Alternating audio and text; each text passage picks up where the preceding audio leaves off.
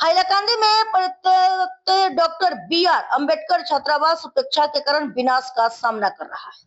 हाइलाकांदी जिले का एकमात्र सरकारी अनुसूचित जाति एससी छात्रावास वर्षों से बंद पड़ा है और उपेक्षा के कारण जीर्ण शीर्ण अवस्था में है। जिला मुख्यालय एनएस रोड पर स्थित इस छात्रावास का उद्घाटन 2007 में हुआ था, लेकिन पिछले 5 वर्षों से यहाँ कोई छात्र नहीं आया है। छत से प्लास्टर गिरने, दीवारों में दरार पड़ने और रख रखाव के अभाव के कारण अब इस इमारत को खतरनाक घोषित कर दिया गया है।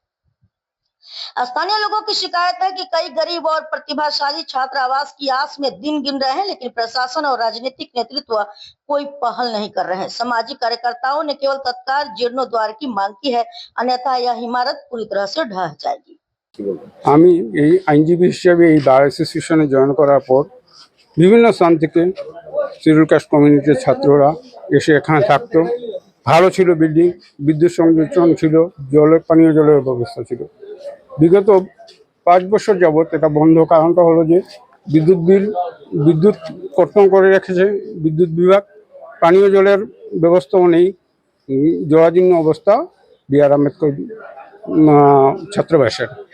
এই আশা করি আমাদের সরকার আমাদের আর্জি শুনে এই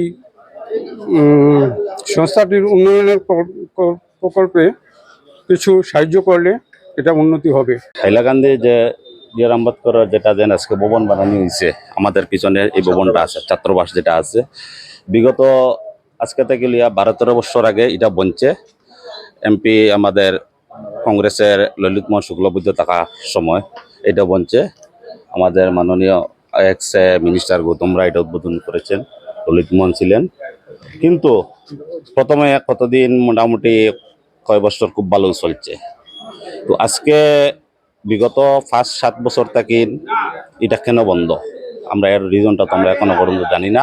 কারণটা কিটা এখনো পর্যন্ত আমরা বুঝতে পারছি না।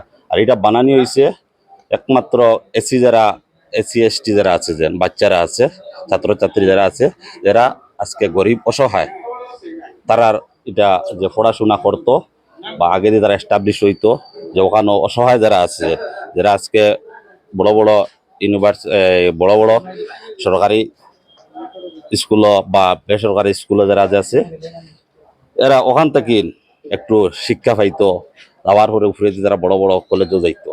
কিন্তু আজকের দিনে এটা বন্ধ, কারণটা কি তা কিছু আমরা জানি না। বিগত 5-7 বছর থেকে এটা তালা লাগাইয়ে রাখা আছে। এটার অবস্থা খুব বেশি শোচনীয় আছে, যে উপরের দিকে গিয়া প্রত্যেকটা স্ট্রাকচার খারাপ। যতটা রুম আছে প্রত্যেকটা রুম বর্তমানে জল অবস্থায় আছে। হ্যাঁ, ভিতরে যাওয়ার তো কোনো লাইন নেই, কিন্তু তালা ঝুলিয়ে রাখাই কেন? আপনারা তো ক্যামেরার মাধ্যমে দেখে দিলে তালা ঝুলে কেন রাখা।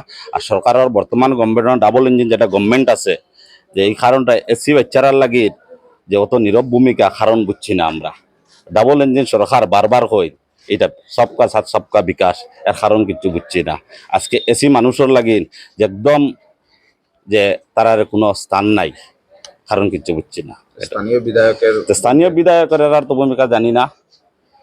এরা যে 3 জন আছে একদম যে খিতার তুলনা দিতাম, এরা নিজের ব্যবহার তারা কত ঠিক নাই। তারা প্রত্যেকটা একজনের একটা বিধায়ক আর একটা বিধায়কর মানে মাংস খাইলায়। এই এলাকার সাংসদ নিজেই কিন্তু না, সাংসদর তো দেখো, সাংসদ আমার কৃপানাথ মালা আছে 10 বছর হয়ে যার, মানে ফার্স্ট টাইম 5 বছর, এখন আর 1 বছর হয়ে গেছে, 6 বছর হয়েছে। কিন্তু সাংসদের ভূমিকা জানি না কিতা, তাই নিজে এসসি কমিটির, কিন্তু তার ভূমিকাটা তো জানি না। কারণটা কি জানি, তার নিশ্চয় সিন্ডিকেট আছে, এটা সিন্ডিকেটের মাধ্যমে এটা বন্ধ করে রাখা হয়েছে। এটা হাইলাকান্দি জেলা প্রশাসনের কাছে, ডিসি মহোদয়ের কাছে আমাদের অনুরোধ যে এটা তদন্ত করা, কোন কারণে এটা বন্ধ করে রাখা হয়েছে।